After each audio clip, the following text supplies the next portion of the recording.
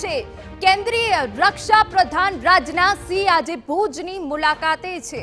11 વાગે ભુજ એરપોર્ટ આવશે। ભુજ એરપોર્ટથી ભુજ એરફોર્સ જવાના છે। ઓપરેશન સિંદૂર બાદ પહેલીવાર સંરક્ષણ પ્રધાન ગુજરાતની મુલાકાતે। तो हमारा पॉलिटिकल एडिटर किंजल मिश्रा વધુ વિગતે વાત કરવા જોડાયા છે। કિંજલ, ગઈકાલે રાજનાથ સિંહે શ્રીનગરમાં જવાનો સાથે મુલાકાત કરી હતી અને આજે ભુજની મુલાકાતે છે। આખો કાર્યક્રમ કેવો રહેવાનો છે?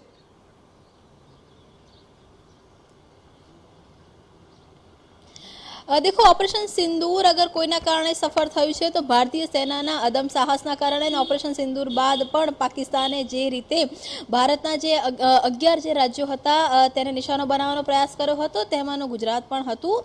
भुज आ ए जग्या हती के ज्यां भुज उपर पण अनेक ड्रोन हता ते पण આવ્યા હતા અને તમામ ડ્રોનને ભારતીય સેના દ્વારા નિષ્ક્રિય કરવામાં આવ્યા હતા। ત્યારે વડાપ્રધાન હોય કે પછી રક્ષામંત્રી હોય એ હવે ભારતીય સેનાનો એક જે ઉત્સાહ છે, જુસ્સો છે તે बरकरार राखवा मांगे छे અને તેની સાથે જ વાત કરવામાં આવે તો જે જુઠ્ઠાણા પાકિસ્તાન દ્વારા ફેલાવવામાં આવ્યા હતા એ ચાહે શ્રીનગરની વાત હોય તો પણ એ આદમપુરની વાત હોય તો પણ કે ભુજની વાત હોય તો પણ કે ભુજ આ તમામ જગ્યાના એરબેઝને નુકસાન પહોંચાડવામાં આવ્યું છે તો ક્યાંક ને ક્યાંક એ જુઠ્ઠાણાને દુનિયા સામે ખુલ્લો કરવાનો પ્રયાસ છે તે પણ વડાપ્રધાન હોય કે પછી રક્ષા મંત્રી હોય તે કરી રહ્યા છે। ને જ કારણ છે કે વડાપ્રધાનની જે આદમપુરની મુલાકાત બાદ રક્ષા પ્રધાન દ્વારા પણ અલગ અલગ એ સ્થળો કે જ્યાં ભારતીય સેનાના બેઝ છે એ મુલાકાત છે તે લેવામાં આવી રહી છે। આપ જોઈ શકો છો કે ભુજ એરપોર્ટ ઉપર અમે ઊભા છીએ। ભુજ એરપોર્ટ પરનો જે સમય છે 11 વાગ્યાનો સમય ભુજ એરપોર્ટ ઉપરનો છે।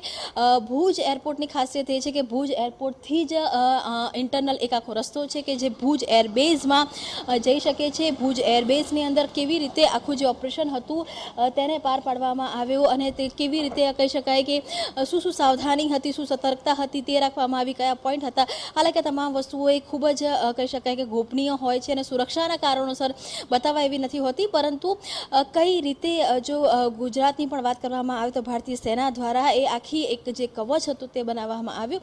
એ જે તમામ કામગીરી છે તેનું નિરીક્ષણ છે તે ખુદ રક્ષાપ્રધાન રાજનાથ સિંહ કરવાના છે। લગભગ 1 કલાક જેટલો સમય છે તે અહીંયા રોકાવાના છે અને એ 1 કલાક જેટલા સમયની અંદર જે પણ અહીંના જે સ્ટાફ છે, અહીંના જે કમાન્ડર્સ છે તેમની સાથે એક જે મિટિંગ છે, મિટિંગનું આયોજન કરવામાં આવ્યું છે અને ત્યારબાદ જે સંદેશો છે વડાપ્રધાનનો જે સંદેશ છે અથવા તો આખરે આ જે એર સ્ટ્રાઇકની વાત કરવામાં આવે, સર્જિકલ સ્ટ્રાઇકની વાત કરવામાં આવે કે ઓપરેશન સિંદૂર દ્વારા દેશે શું મેસેજ આપ્યો છે એ પણ કહેવાનો પ્રયાસ છે તે રાજનાથ સિંહ આજે ભારતીય સેનાને કરશે।